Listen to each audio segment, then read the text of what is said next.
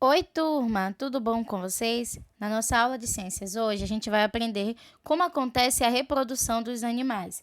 A gente viu na última aula que os animais, eles possuem algumas funções vitais, né? Funções que eles designam durante toda a vida. Então, eles precisam nascer, crescer, se proteger, se alimentar e reproduzir, fazer filhotes, tá? Então, assim como todos os outros seres vivos, os animais, eles são capazes de se reproduzir. Eles podem gerar novos descendentes, no caso, os bebês, os filhotes, para garantir que a sua espécie ela continue sobrevivendo. De acordo com o tipo de reprodução, a reprodução do animal pode ser sexuada ou assexuada. Então, a gente vai entender a característica da reprodução sexuada e da reprodução assexuada. Vamos lá? Bom, gente, normalmente todos os animais, eles possuem, né, o animal do gênero feminino, que é a fêmea, e um animal do gênero masculino, que é o macho. Então, geralmente, em uma espécie existem indivíduos do sexo masculino e feminino, né? Os machos, eles reproduzem, na verdade, eles produzem uma célula reprodutora masculina. O nome da célula de reprodução dos machos se chama espermatozoides, que são aqui, ó, esses gametas, como vocês podem ver. Isso aqui são os espermatozoides, é a célula reprodutora masculina, tá?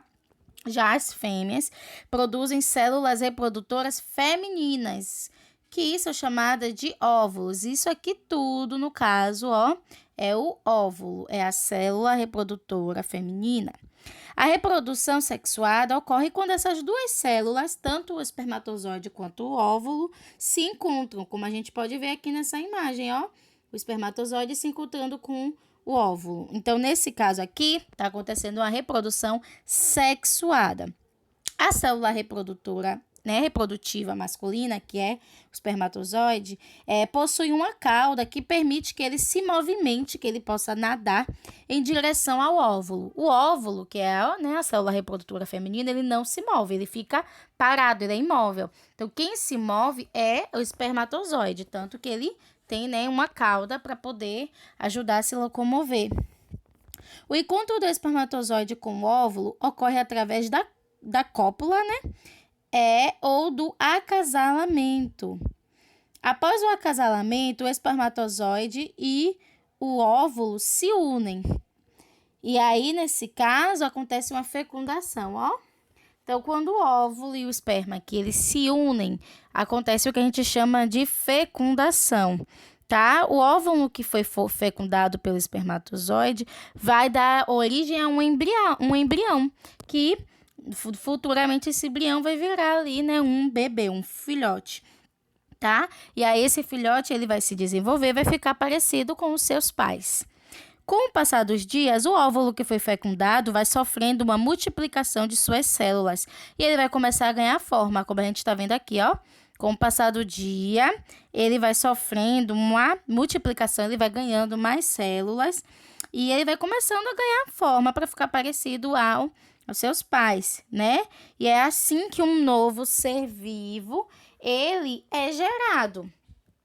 Bom, quando o encontro das células sexuais, espermatozoide e óvulo, ocorre dentro do corpo do animal fêmea, dentro do corpo, no caso, no interior do corpo da fêmea, a gente chama de fecundação interna, porque está sendo dentro do corpo da fêmea, né? Na fecundação interna, o macho ele libera os espermatozoides dentro do corpo da fêmea. Então, durante o acasalamento, né, na fecundação interna, o macho ele vai colocar os espermatozoides dentro do corpo da fêmea, né? E a gente pode ver alguns animais que se reproduzem assim, os animais que são mamíferos, os répteis, as aves e os insetos, tá? Normalmente eles se reproduzem assim. Já quando a fecundação ela ocorre fora do corpo da fêmea, né? É chamada de fecundação externa, porque é do lado de fora do corpo da fêmea, da mãe. Geralmente, essa fecundação externa ocorre em animais que se reproduzem na água do meio aquático e resulta em uma liberação simultânea em grande quantidade de células reprodutivas do macho e da fêmea. Aqui a gente pode ver o sapo, ó. Aqui a gente tem a fêmea, ela libera os óvulos dela na água, tá? E aí, ó, o temos o macho que libera o espermatozoide na água. Então, isso na água, fora do corpinho da fêmea. O espermatozoide e o óvulo, eles fecundam e aí vai gerar um girino, que é um sapo pequenininho, né?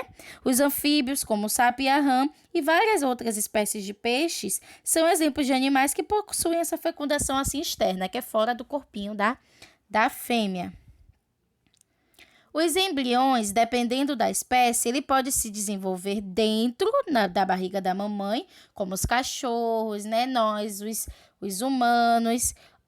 Então, nesse caso, são embriões, né? Que ali eles se desenvolvem, eles crescem dentro da barriga da mãe. E os animais que se desenvolvem, como a gente, né? O cachorro, o gato, que se desenvolve dentro da barriga da mãe, eles são classificados de vivíparos, tá? Animais que se desenvolvem dentro da barriga da mãe são chamados de vivíparos. Nas espécies vivíparas, é a mãe que supre toda a necessidade de desenvolvimento do filhote. Então, ao dentro da barriga da mãe, eles encontram oxigênio, alimentação, tudo necessário para se desenvolver. Essa forma de desenvolvimento existe na maioria dos mamíferos. Em alguns peixes também tem, alguns répteis e também em alguns insetos. Os animais que se desenvolvem fora do corpo da mãe são os chamados ovíparos, que é aqueles que se desenvolvem dentro de um ovo, né, fora do corpo da mãe. Por que eles são chamados de ovíparos? Recebem essa denominação porque o seu desenvolvimento ocorre dentro de um ovo, do qual, dentro do ovo, o embrião ali, ele vai tirar tudo que é necessário para sobreviver. Dentro do ovo, ele encontra todos os nutrientes que ele precisa para se desenvolver, né? Para ter um bom desenvolvimento. As aves, os sapos, os jacarés e vários insetos são exemplos de animais ovíparos que se desenvolvem dentro de um ovo. Durante a gestação das espécies ovíparas, é necessário manter a temperatura ideal para o desenvolvimento do filhote. Por isso, alguns animais chegam a sentar sobre os ovos, mantendo-os aquecidos. Vocês já viram alguma ave, né? Sentar em cima do ovo dela? Isso aí é para esquentar ali, para manter uma temperatura boa, para que o animal ele consiga se desenvolver. Durante a gestação desses animais ovíparos, né? É importante que eles tenham um ambiente externo que esteja aquecido, que tenha muito cuidado para que eles não acabem morrendo. Existem ainda animais que se desenvolvem em um ovo, mas dentro do corpo da mãe. Olha que curioso. Tem animal que se desenvolve dentro do ovo, mas também dentro do corpo da mãe, até o seu nascimento. Esses animais são chamados de ovovivíparos, né? Porque é uma junção. Animais vivíparos e ovíparos, né? Então, algumas espécies de serpentes, elas se desenvolvem dentro de um ovo e também dentro do corpo da mãe. Tem alguns tubarões e invertebrados que são ovovivíparas. Aqui a gente tem a imagem de um tubarão maco, né? Que é um exemplo de uma espécie ovovivípara. O período de desenvolvimento do embrião, dentro ou fora da barriga da mãe, vai depender de acordo com a espécie do animal. Então, a gente vai ver daqui a pouquinho, né, algumas espécies de animais e quanto tempo dura a gestação, a gravidez de cada animal. A gestação do ser humano é de aproximadamente 9 meses. Então, a gente nasce, né, a partir de 9 meses dentro da barriga da nossa mãe. Bom, agora que a gente viu que a reprodução sexuada é aquela que precisa de célula reprodutora masculina e célula reprodutora feminina, a gente vai ver agora como acontece a reprodução assexuada. Nessa reprodução assexuada, não precisa da junção das células reprodutivas, não precisa do espermatozoide nem do óvulo. Os animais que têm a reprodução assexuada possuem a capacidade de dar uma origem a um novo ser, quer dizer, eles conseguem criar um novo ser sem a participação de um outro animal, de um outro indivíduo da mesma espécie. Não precisa de acasalamento, né, e nem fecundação nesses casos. Aqui a gente tem o exemplo da estrela do mar, ó. A estrela do mar sozinha, ela consegue, a partir de um pedaço de uma parte do seu corpo que foi cortada gerar uma nova estrela do mar. Então, ela não precisa, né, de um outro animal macho, né, para poder ter o espermatozoide, ter o óvulo, não precisa, tá? Ela reproduz sozinha. Os pedaços que foram fragmentados, cortados da estrela do mar, eles crescem e aí se torna uma nova estrela do mar. Alguns animais, como as abelhas e as formigas, também conseguem se reproduzir sem ter a presença de um macho, de um animal do sexo masculino. Os ovos das fêmeas começam a se desenvolver sem precisar de fecundação. Esse tipo de reprodução assexuada é chamada de partenogênese, tá? Nesse caso, é a reprodução onde não precisa de um animal macho e de um animal fêmea, só precisa dos ovos da fêmea. E aí elas se desenvolvem sozinhas, sem precisar de fecundação. Outras duas formas de reprodução dos animais, né? A gente já aprendeu sexuada, mas também tem a reprodução do hermafroditismo. Bom, o hermafroditismo é a reprodução daqueles animais que ele sozinho consegue ter as células reprodutoras masculinas e femininas. Então, ele sozinho tem as duas células reprodutoras. E, nesse caso, ele não precisa de mais ninguém para poder procriar, para poder fazer, né, os seus filhotes. Exemplo, a minhoca. A minhoca é hermafrodita, ela tem as duas células reprodutoras ao mesmo tempo. A gente viu agora, né, que tem a partenogênese, que nesse caso é um animal que não precisa do macho, né, os ovos da fêmea consegue reproduzir sozinha. Então, a partenogênese é a reprodução dos animais como as abelhas e as formigas. A característica dessa reprodução é que um óvulo se desenvolve sem precisar ser fecundado por um espermatozoide. O óvulo consegue fazer isso sozinha. As fêmeas apresentam a habilidade de procriar sem que precise de um parceiro. E aí só precisa do óvulo para que os filhotes eles sejam criados, sejam desenvolvidos. Eu falei a vocês agora há pouco, né, que a duração da gestação, a duração da gravidez vai depender da espécie do animal.